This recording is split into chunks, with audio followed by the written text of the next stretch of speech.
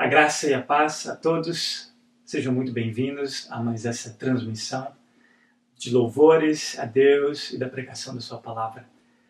O último capítulo do livro do Salmo 150, no último versículo, diz o seguinte: todo ser que respira, louve ao Senhor. Aleluia. Essa é uma maneira apropriada de encerrar o saltério. Essa é uma maneira apropriada de dizer algo tão fundamental, que o fôlego em nossos pulmões vem de Deus e é por isso que Ele merece a nossa adoração. Todo ser que respira, louve ao Senhor. Vamos adorá-lo através dos cânticos.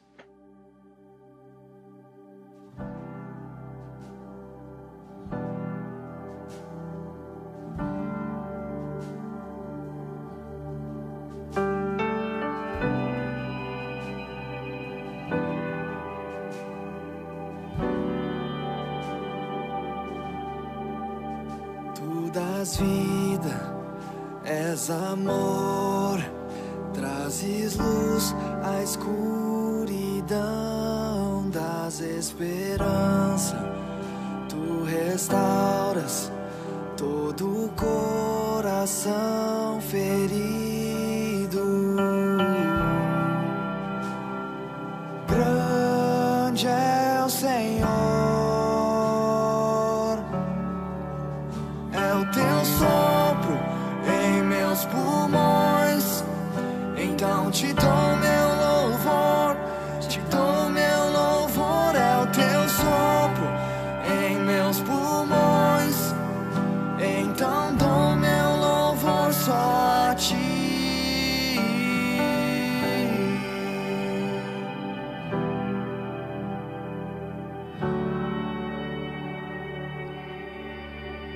Tu dás vida, és amor, trazes luz à escuridão,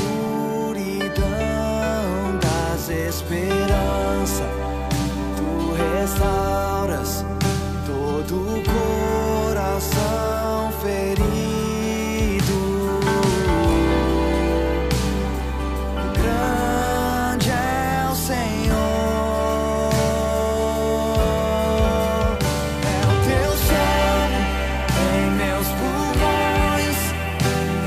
te dou meu louvor, é o teu sopro em meus pulmões.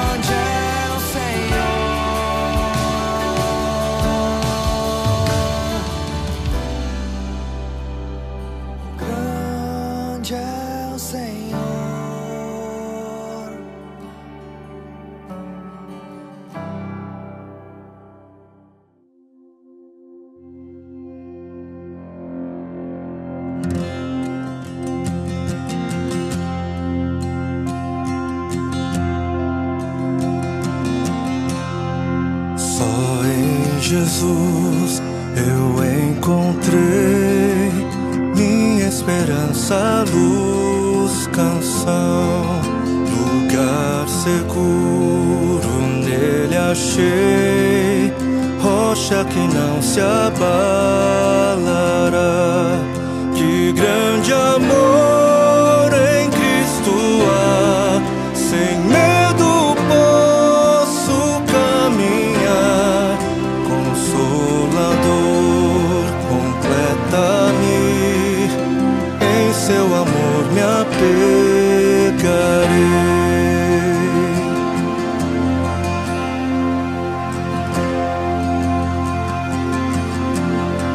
Só em Jesus eu encontrei homem divino, Salvador, presente doce de amor, foi rejeitado pelos seus, naquela cruz sim padeceu, justiça ele satisfez, não sofro mais condenação, por sua morte viverei.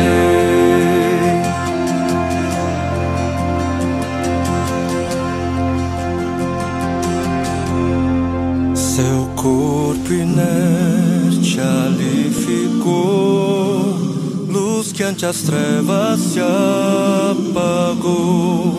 Glorioso dia então nasceu, vivo ele está, ressuscitou. Vitorioso ressurgiu, do meu pecado redimiu, pois ele é meu e dele eu sou, pelo seu sangue me comprou.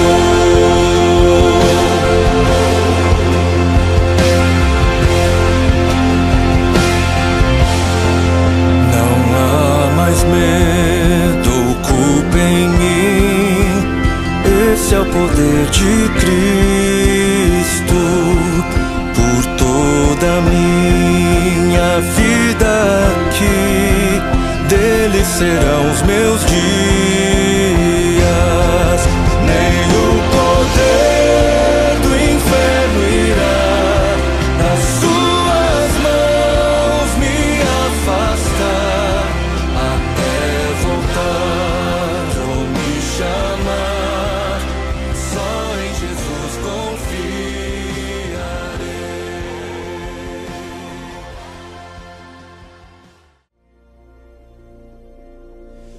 Até voltar ou me chamar, só em Jesus confiarei.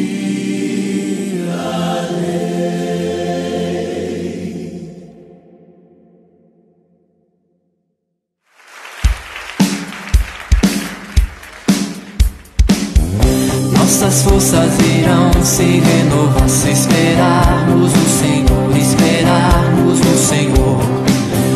Nossas forças irão se renovar se esperarmos no Senhor, esperarmos no Senhor. Ó Deus, Tu és a força que traz a esperança,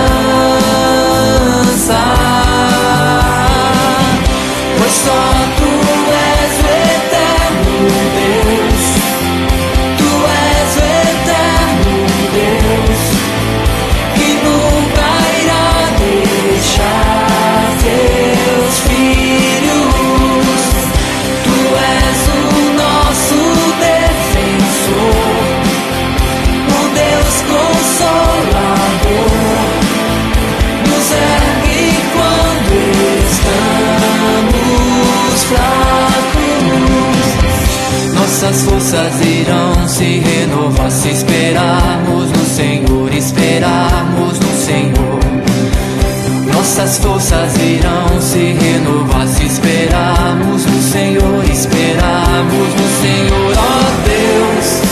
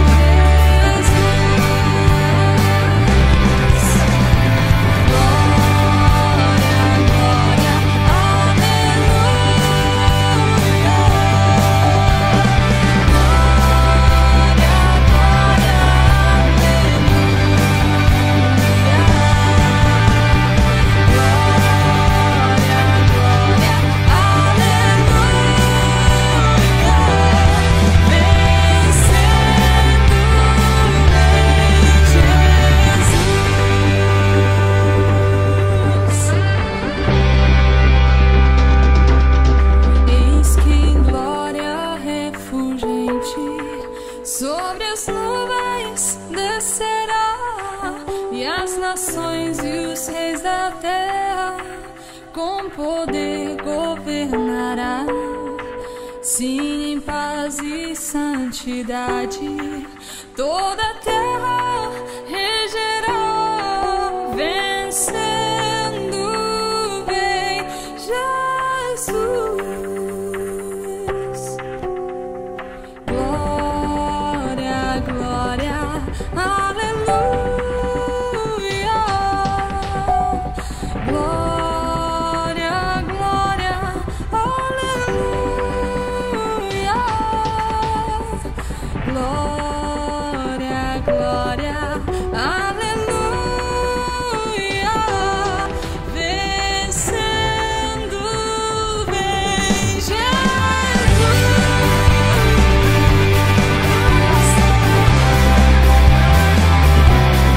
E por fim entronizado, as nações onde julgará, todos grandes e pequenos, o juiz onde encarará, e os remidos triunfantes em fulgor de cantar, vencido tem Jesus.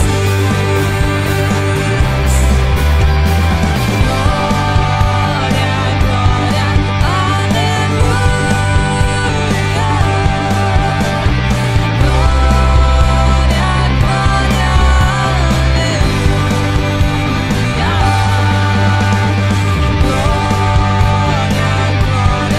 aleluia.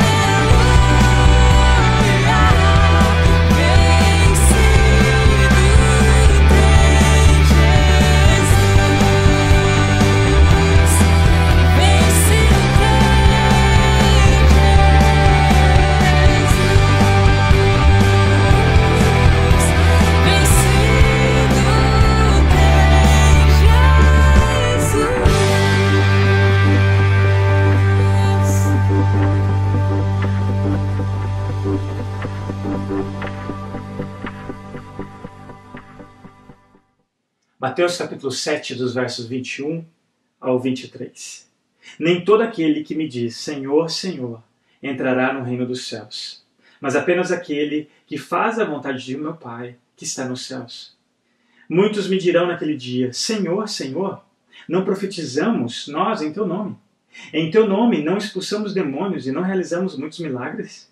Então eu lhes direi claramente, nunca os conheci. Afastem-se de mim, vocês que praticam o mal. Vamos ter uma palavra de oração? Pai, nós te pedimos perdão por muitas vezes sermos insensíveis acerca dessa realidade tão clara nas Sagradas Escrituras, que é a perdição eterna de homens e mulheres. Nós pedimos que o Senhor nos ajude a entendermos a seriedade dessas verdades. E também nós oramos por todos aqueles iludidos, perdidos, mesmo dentro das próprias igrejas que eles frequentam. Que teu Espírito Santo possa constrangê-los nessa noite. Que ele possa gerar neles uma vida divina que talvez eles acreditavam que tinham, mas até então nunca experimentaram. Faça isso, Pai, para a glória e louvor do teu nome, em Cristo Jesus. Amém. Infelizmente, milhares de pessoas que acreditam ser salvas não são. Pessoas iludidas que estão trilhando o caminho largo, achando que estão no caminho estreito. Pessoas que conhecem muito bem as suas Bíblias, até pregam, tomam Santa Ceia, são membros professos de uma denominação, mas infelizmente serão eternamente condenadas, se não se arrependerem a tempo. Martin Lloyd-Jones diz uma sentença muito clara a esse respeito. Ele diz o seguinte: nada é mais perigoso do que depender somente de uma crença correta, até mesmo de sermos fervorosos, e então supor que enquanto estivermos crendo nas coisas certas e formos zelosos acerca delas, necessariamente isso significa que somos crentes verdadeiros. Nos versículos 13 até o 20, desse último capítulo do Sermão da Montanha, Nós temos visto Jesus nos alertando acerca de perigos externos, os falsos profetas, o caminho largo, a porta larga. Mas aqui, nesses versículos, Jesus nos alerta de um outro perigo, um perigo interno, em nós mesmos, a ilusão. Ou, se você quiser utilizar também, o perigo do auto-engano. Observe que ele menciona naquele dia. Que dia é esse? Quando será? Ninguém sabe. Muitos falsos profetas durante a história tentaram anunciar quando seria esse dia, mas isso é um conhecimento que apenas Deus tem. Mas o texto nos deixa claro, nós não sabemos quanto ao dia, mas nos deixa claro acerca de quem nós vamos ter que prestar conta. Você vai comparecer diante, aqui nós vemos, me dirão, eu lhes direi, o próprio Cristo. João 5, 22 e 23. Além disso, o Pai a ninguém julga, mas confiou todo o julgamento ao Filho, para que todos honrem o Filho como honram o Pai. Aquele que não honra o Filho também não honra o Pai que o enviou. Estaremos diante do Cristo ressurreto. O mesmo que aqueles homens viram ser assunto aos céus, vai voltar um dia com poder e glória para julgar vivos e mortos. Estaremos desse Cristo como pastor, onde ele vai separar os bodes das ovelhas. Esse agricultor que vai separar finalmente o joio do trigo. Esse rei que vai colocar à sua direita os benditos do Pai, à sua esquerda os malditos, os da direita ao caminho à vida eterna, os da esquerda à condenação eterna. Observe a ilusão de uma profissão de fé apenas verbal nessas palavras, dos versos 21 e 22, onde eles mencionam Senhor, Senhor, e junto com essa repetição, nós vemos o que? Nem todo aquele e muitos são os mesmos que estão trilhando aquele caminho largo. E no fim deste caminho, eles vão ter que se deparar com esse justo juiz. Normalmente, nos textos sagrados, quando você vê esse tipo de repetição, traz um sinônimo de intimidade. Por exemplo, quando Jesus, ali com o seu discípulo íntimo, né, dos discípulos, até mesmo Pedro, Tiago e João eram os mais próximos de Jesus. Ele, alertando a Pedro acerca de que a sua fé seria testada, ele disse: Simão, Simão, Satanás me pediu para peneirá-lo e eu intercedi em seu favor. Jesus, na casa de duas irmãs que eram suas amigas, e também de Lázaro, que era seu amigo, ele diz o que para Marta, ocupada com tantas coisas? Marta, Marta, você está preocupada e inquieta com muitas coisas. Essa ideia de intimidade nessa repetição. Só que essas pessoas, ao repetirem Senhor, Senhor, elas se iludiam, estavam iludidas de que eram íntimas de Jesus, até ouvirem o que? Nunca os conheci. E elas acabam tentando argumentar com ele, perguntando, mas Senhor, no teu nome, no original, quando eles questionam usando esse no teu nome, seria o seguinte: em teu nome nós não profetizamos, em teu nome nós não expulsamos demônios, em teu nome nós não realizamos muitos milagres. Como isso é possível? Como alguém pode viver uma vida inteira se iludindo de que conhece a Cristo e no fim ela não é conhecida por Ele? Como saber que eu não estou nesse grupo dos iludidos? O versículo central em todo o Sermão do Monte, que vai poder nos ajudar a entender isso, é no capítulo 5, no verso 20. Pois eu lhes digo que se a justiça de vocês não for muito superior à dos fariseus e mestres da lei, de modo nenhum entrarão no reino dos céus. Jesus pega os exemplos mais extremos de sucesso da religião, profecia, exorcismo e milagres, e ele choca essas pessoas dizendo: nada disso é suficiente. Jesus traz mais luz a respeito dessa justiça, dessa conduta, o que isso significa. E a palavra fundamental que ele usa aqui, respondendo a essas pessoas, é o quê? Conheci, nunca os conheci. A grande ilusão que essas pessoas tinham, que eram conhecidas por eles, que havia essa reciprocidade de serem conhecidas por Jesus, ou essa mutualidade, nunca existiu. O que ele quer dizer então, eu nunca os conheci? Primeira coisa, Jesus não está dizendo que ele não conhecia aquelas pessoas, ou seja, que ele não sabia o que elas faziam ou a vida delas. Do contrário, ele não teria encerrado o final do verso 23 dizendo da maldade que elas faziam. Diante dessas pessoas está o mesmo que esteve diante de João, ali quando ele tem a visão gloriosa do Cristo ressurreto. Onde ele diz o seguinte, lá no capítulo 3, na primeira parte do primeiro versículo: conheço as suas obras, você tem fama de estar vivo, mas está morto. Jesus conhecia muito bem essas pessoas. Quando ele faz uso deste conhecer, ele está trazendo aqui, talvez eu vou usar uma ilustração que vai nos ajudar a entender isso melhor. Quando alguém te pergunta, você conhece o governador de Minas Gerais? Você pode responder que conhece. Mas aí a pessoa te faz uma segunda pergunta. Você o conhece pessoalmente? Aí você responde, não, eu não o conheço pessoalmente. Nós não somos amigos nem nada. É essa a ideia. É assim que Jesus está usando essa palavra. É o mesmo no capítulo 4 de Gênesis, quando diz que Adão conheceu Eva. Essa intimidade de Adão conhecer Eva de uma forma que só ele conhecia, e vice-versa em relação a Eva a Adão. Essa amizade, esse relacionamento próximo. É isso que Jesus diz, não conhecer essas pessoas. Este conhecimento é uma via de mão dupla. Não é só você conhecê-lo, mas ser conhecido por ele. Não existe relacionamento real se não existir essa mutualidade. Sem essa mutualidade, você pode estar sendo um iludido, um cristão iludido. A Bíblia é muito clara em ensinar isso. Por exemplo, esta é a vida eterna, que te conheçam o único Deus verdadeiro e a Jesus Cristo a quem enviaste. Pessoas que conhecem a Deus são salvas. Pessoas que não conhecem a Deus estão perdidas.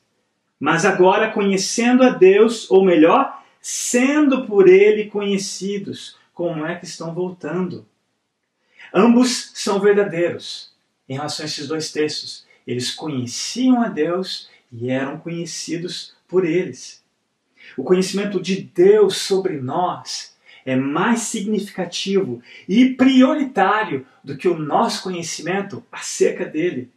É fundamental você entender essa verdade.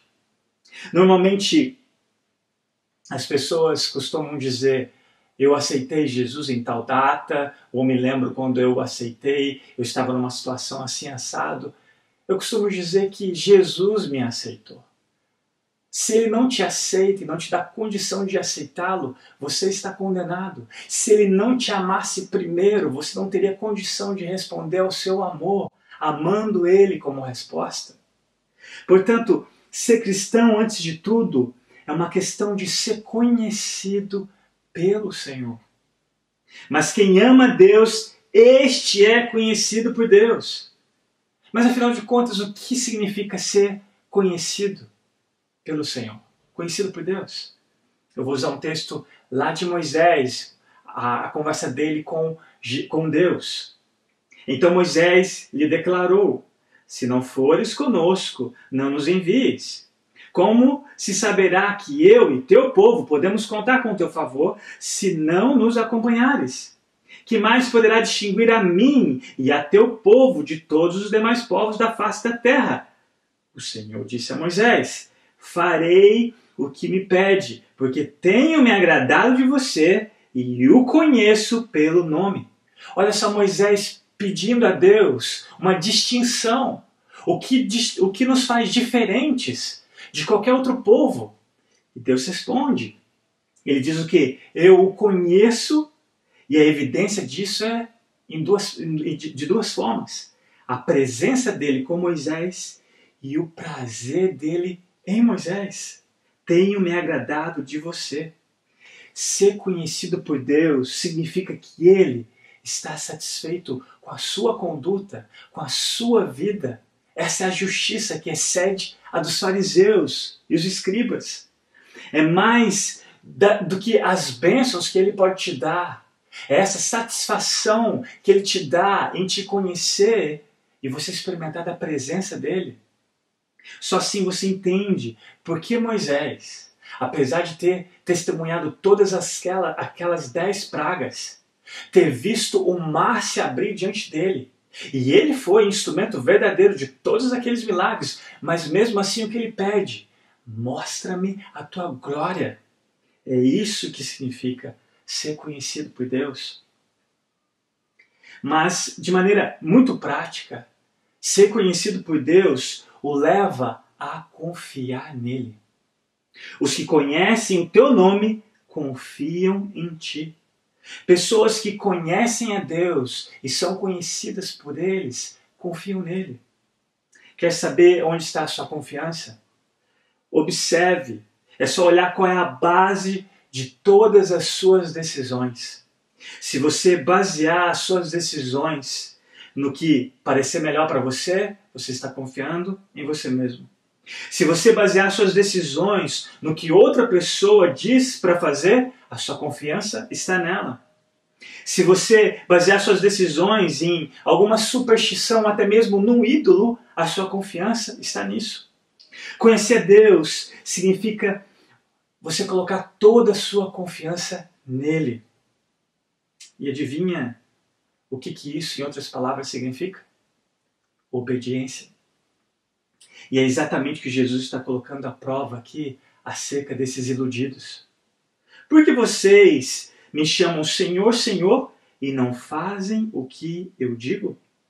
Se você chama Jesus de Senhor, e olha que eles usam a palavra correta, eles reconhecem Jesus como Senhor, afinal de contas, toda língua vai confessar, todo joelho nesse dia vai se dobrar e declarar que Jesus é Senhor para a glória de Deus.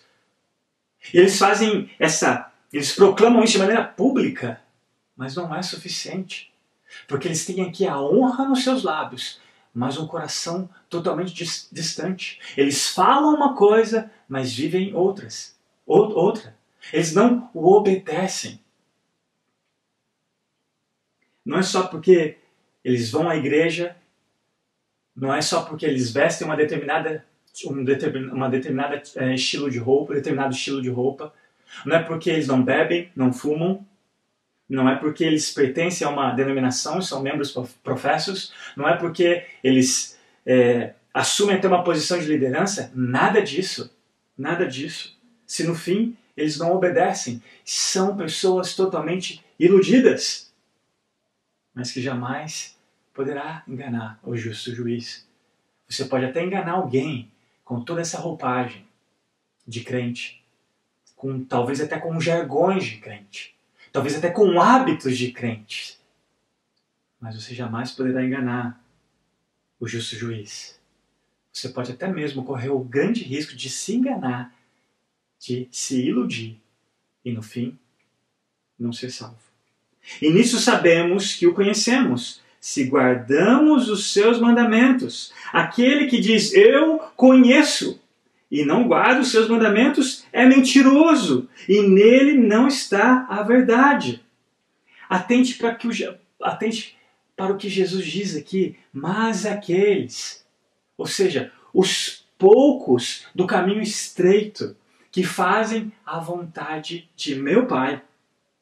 A motivação por trás da obediência é a vontade de Deus. É você conhecê-la, desejá-la e aplicá-la na sua vida. Aqui nós começamos a entender que a obediência já não é mais um fardo, que antes era motivado pelo medo da punição de você não cumprir com qualquer regra. Mas aqui, conhecendo a vontade de Deus, Ele te dá o amor necessário, que te dá a condição de obedecer, não mais pelo medo, porque o medo supõe castigo, mas agora você obedece pelo amor, porque você é conhecido por Ele e também o conhece nesse relacionamento íntimo, pessoal. Obedecer é algo que você não faz mais por alguém que está te pedindo. Você não lê sua Bíblia porque alguém está te cobrando. Você não ora porque você quer fazer isso como algo pesado ou que é cobrado para fazer. Você não vai à igreja porque se não for o pastor vai te cobrar. Ou se você não for, o que vão pensar a seu respeito? Não. Isso não é obediência. Isso é ilusão. Isso é religiosidade. Isso é perigoso. O perigo da ilusão de realizar milagres como sinônimo de conversão. Essa é a última parte que eu queria deixar. No último versículo, Jesus encerra dizendo: afastem-se de mim, vocês que praticam o mal. No fim, nas palavras de Jesus, todos esses sinais, profecia, exorcismo, milagres, são frutos ruins. Não era evidência nenhuma de um coração regenerado. Eram pessoas mortas que Jesus conhecia muito bem. Em nenhum lugar nas Escrituras você vai ver nenhum mandamento dizendo para você profetizar, para você operar milagres, para você expelir demônios. Jesus deu essa tarefa para os seus apóstolos na sua época. Você pode checar isso lá em Mateus no capítulo 10, no verso 5 ao 8. Mas depois ele não deu isso para toda a igreja. Esse é um perigo que o próprio Cristo nos adverte, de colocarmos a nossa confiança, a certeza e a convicção de que somos salvos no que fazemos. Homens naturais podem até operar algo sobrenatural, mas só o sobrenatural de Deus pode criar em nós um caráter como o de Cristo Jesus. Esses sinais não são evidência nenhuma, não é evidência nenhuma de salvação verdadeira. Jesus ele alerta os seus discípulos a esse respeito, quando eles voltam naquela campanha evangelística, onde os demônios se submeteram a eles, onde eles ressuscitaram, onde eles curaram muitos doentes. E o que Jesus disse para eles? Contudo, alegrem-se não porque os espíritos se submetem a vocês, mas porque seus nomes estão escritos nos céus. Hoje em dia, nós invertemos essa ordem. Na verdade, quantas igrejas não estão buscando essas três coisas? Quantas pessoas olham para a vida de alguém, e eu não vou entrar aqui pela questão do tempo, se é verdadeiro ou não o que estão fazendo. Jesus nos alerta lá no capítulo 25 de Mateus, que no fim dos tempos, o anticristo iria operar milagres diante das pessoas, a ponto de tentar convencer até mesmo os eleitos. Eu não sei a esse respeito nos nossos dias, muita coisa sem dúvida é falsa.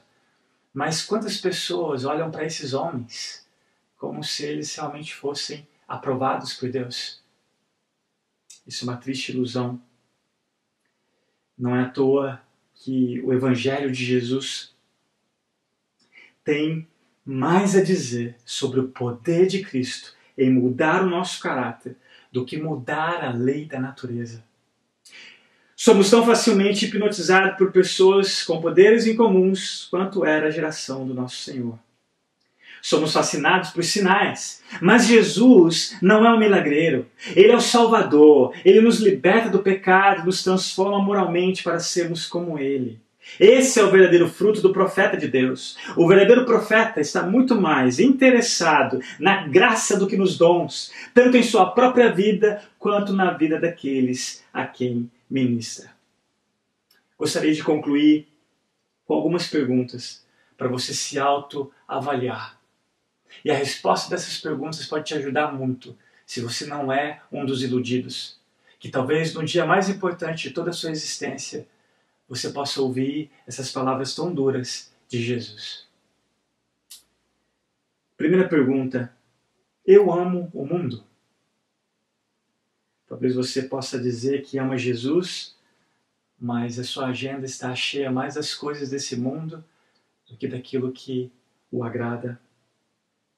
Talvez seu passatempo ou mesmo os seus melhores amigos estão no mundo e você diz a si mesmo que ama Jesus. Segundo, sua fé é uma pólice de seguro contra incêndio? Talvez você olhe para Jesus apenas como essa pólice que vai te livrar da condenação eterna do inferno. Você realmente deseja o céu? Você aspira por esse dia? Por quê? Qual é a motivação real no seu coração de querer ir para o céu? Quantas pessoas nos nossos dias estão fazendo, mesmo que virtualmente, grupos de oração, clamando talvez para que Jesus volte logo e cesse essa pandemia, e muitas delas estão iludidas, acreditando que são salvas e na verdade não são. Agradeça a Deus por Jesus ainda não ter voltado, se isso é uma realidade na vida dessas pessoas. Quantas pessoas nos nossos dias estão à procura da verdade, se esse vírus existe ou não existe, estão perdendo debaixo dos seus narizes a verdade que mais importa, se eles realmente estão prontos para se encontrar com o seu Deus. Quantas pessoas nos nossos dias estão esperando uma vacina, mas não se dão conta do maior veneno que só Deus pode curar, que é o seu pecado. E é esse pecado que nos condena diante desse justo juiz. Terceira pergunta. Sou devotado a uma denominação ou a Jesus?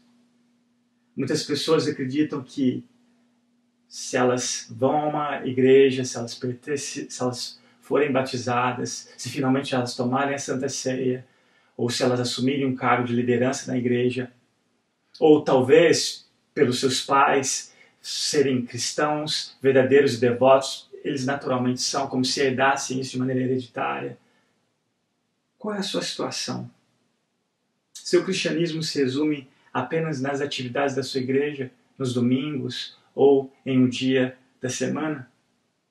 Quarto e último, existe algo mais importante para mim, na minha vida, do que Jesus? Você realmente o conhece? Será que você poderia dizer, como salmista, o teu amor é melhor do que a vida? O verdadeiro cristão não é perfeito.